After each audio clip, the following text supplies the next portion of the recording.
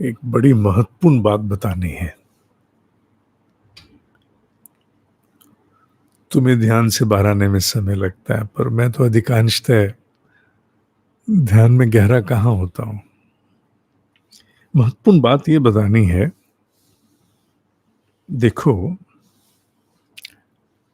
वाणी के 4 प्रकार हैं। मैंने पूर्व में भी उल्लेख किया, आप भी पहले से भी जानते होंगे। परा, पश्यन्ति, मध्यमा, वैखरी या वैखरी कहें उसे। व को ब भी बोल जाते हैं हम। तो ये जो वाणी के 4 स्तर हैं, इनमें हम सब जानते हैं वैखरी जो मुख से निकल रही, आप सुन रहे। मध्यमा, दिमाग में पहले बात तैयार होती है, पर इतनी गति से सब होता है कि ये प्रक्रिया हमें स्पष्ट दिखाई नहीं देती। It's so fast, like Google, more than Google.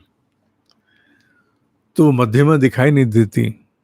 और पश्यन्ति जो उससे ऊपर है और सूक्ष्म है, उसमें हम सबसे पहले जो कहना उसको देख चुके होते हैं।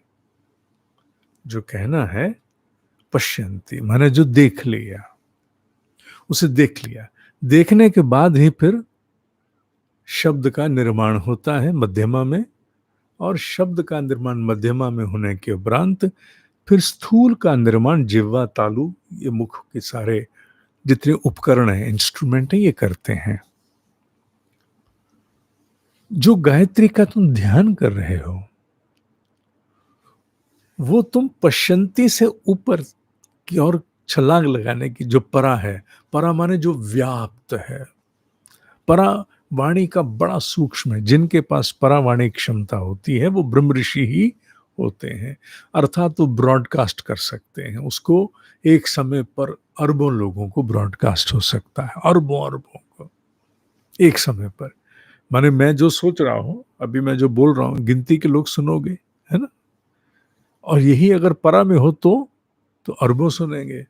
ब्रह्मांडीय ब्रॉडकास्ट भी हो सकता है, भी मैंने कहा, आवश्यक नहीं। तो हम जब गायत्री का ध्यान करते हैं तो उसमें मंत्र तो उच्चारित नहीं करते। अंत में धियो यो न प्रचोदयात् तो कई बार रह ही जाता है, इतना डूब जाते हैं। तो फिर हम कहाँ होते हैं? हम गायत्री को पश्यन्ति के स्तर पर कर रहे होते हैं। हम मंत्र को देख रहे हैं। जो मंत्र अक्षरों में, शब्दों में रच करके कहना चाहता है, उसे हम देख रहे हैं। अर्थात बैखरी से ऊपर मध्यमा, मध्यमा से ऊपर पश्यन्ति जहां देखा जाता है, हम देख रहे हैं। It is happening, it is happening. और धीरे धीरे हम उसको फिर परा की ओर धकेलते हैं, माने क्योंकि हम एक होना चाहते हैं। एक होने का जैसे आयाम आरंभ हो गया व्याप्ति का, तो फिर ब्रह्मांडीय परा का क्षेत्र है। हालांकि हम किसी से कुछ कह नहीं रहे, पर हम अपने भीतर उस महाव्याप्ति का एक प्रयास कर रहे हैं। तो तुम्हारा जो ध्यान है, गायत्री का ध्यान, वो पश्यन्ति है। अगर कहा जाए कि महामंत्र का पश्यन्ति में जप चल रहा है, महामंत्र का पश्यन्ति में जप चल रहा है। ये जहां तुम मंत्र को देख रहे हो, it is happening in to you. For that you don't, उसके लिए तुम्हें अक्षरों की और अभी शब्दों की आवश्यकता अनुभव नहीं हो रही। वो जो कुछ 24 तरंगों ने करना है अंतोदगत्वा, वो तुम देख रहे हो, उसे अनुभव कर रहे हो रहा है। वो 24 तरंगों का जो कार्य है वो हो रहा है, वो कार्य ही हो रहा है, तुम देख रहे हो। और उस कार्य के द्वारा लक्ष्य प्राप्ति माने एक होना, परिशोधन। भाई काम क्या है उनका? उन 24 तरंगों का जो काम है, जो वैखरी माने बोल करके ऑडिबल साउंड के द्वारा होना है, वो यही है ना कि भीतर से स्थूल के, सूक्ष्म के और कारण के विकार भस्म हो, है ना, वो क्षमताएं जागृत हो, यही है ना।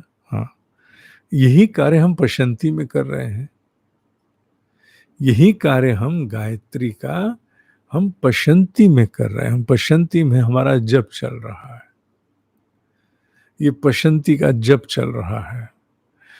अब सीमा यह होती है कि ध्यान में उतनी बैठक, उतनी अवस्था हर व्यक्ति की वो लंबे समय तक नहीं होती, तो फिर हम अनुष्ठानों का सहारा लेकर के और लंबे अनुष्ठान करते हैं, जैसे 1.25 लाख का, 24,000, 31,000 या महापुरुषन इत्यादि, वो भी करते हैं। पर तुम वस्तुतः आजकल गायत्री का पश्यंती में जप कर रहे हो, जिसका प्रभाव बहुत अधिक है, बहुत अधिक प्रभाव है।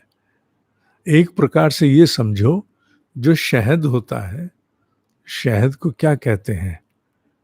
डाइजेस्टेड फूड, माने पचा पचाया भोजन, क्योंकि मक्खी ने पचा दिया ना, जो पचाने का काम था वो कर चुकी। अब तो जीभ पे रखो, रक्त में जाए, it should get immersed, dissolved into your blood immediately. तो वो जीभ पे रखो, डाइजेस्टेड फूड है, पचा पचाया भोजन है। तो पश्यंती में तुम गायत्री का पचा पचाया भोजन कर रहे हो, उसके प्राण को पचे पचाए स्वरूप में सीधा अपने भीतर, अपने पूरे तीनों अस्तित्व में ले जा रहे हो। तो ये पश्यंती में जप हो रहा है। ये महत्वपूर्ण बात मुझे कहने का मन था बीच में, फिर रह गई, और बातें होती रही, फिर ये बात आ गई। ठीक है, ओम ही सत्य है, ओम ही सत्य है, ओम ही सत्य है।